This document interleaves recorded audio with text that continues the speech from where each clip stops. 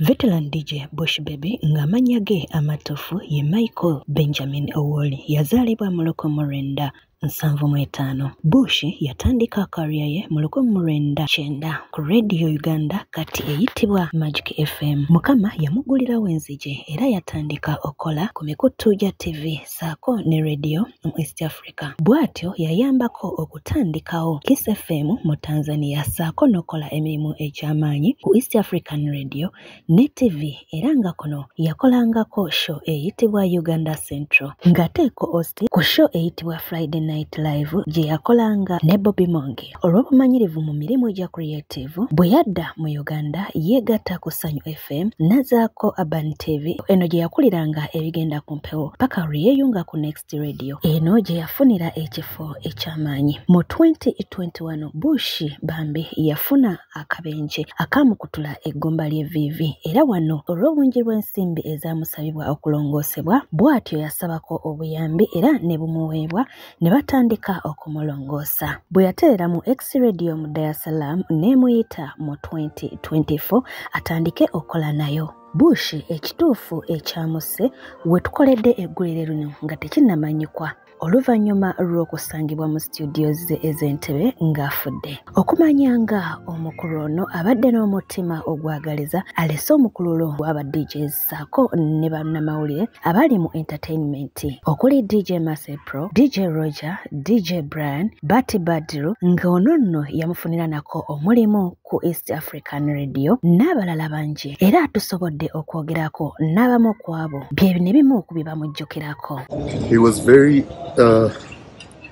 instrumental in me getting into media spaces in Vision Group.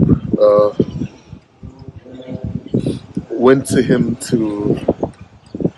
Vision to try and be on radio, and he says, we can't put you on radio, I need you on TV. And he just guided me. Like the whole time I was there, he guided me. And even after that, in my career, he guided me, he guided all of us.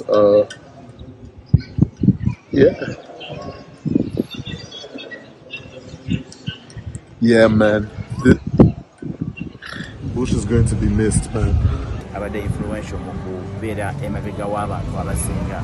Bush Baby abadde producer wa shows ezisinga ezibadde controversial. Otunulira Mary Luswata, okuleta Mary Luswata, okuleta Tina Fierce, before yasooka n'aleeta Jenkins ne Kalumba ku Uganda Central East Africa TV obakuba ekintu kyabwe. Then the DJs Spin Masters 2010 yali musaale nnyo mu competition eyo era ntufuna aba DJ Aluda, aba Roger, aba Mase, ogwo omugigi gwonna gw'olaba Bush Baby abadde mabega waagwo.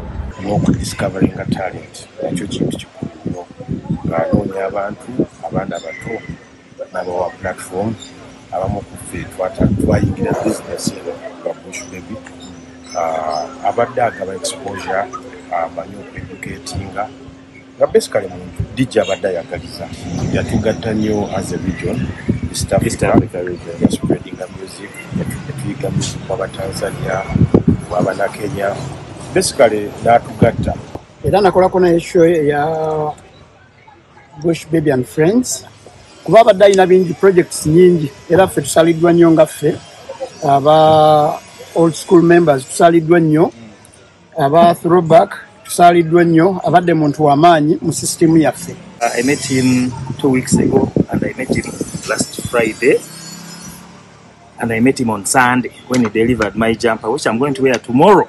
I last talked to Bush last Saturday. We are in a show East African Meet Kanibonga ngamba ogenda kujja ne mugamba ano ogenda jinja tugenda kubira ku finals. That's the last time I talked to him, but what I can say about DJ Bush Baby is that it's going to be hard. It's very hard to have a creative ayagaliza abantu. It's very hard. Wumula mirembe DJ Bush Baby. Rest in peace, Soldier Bush.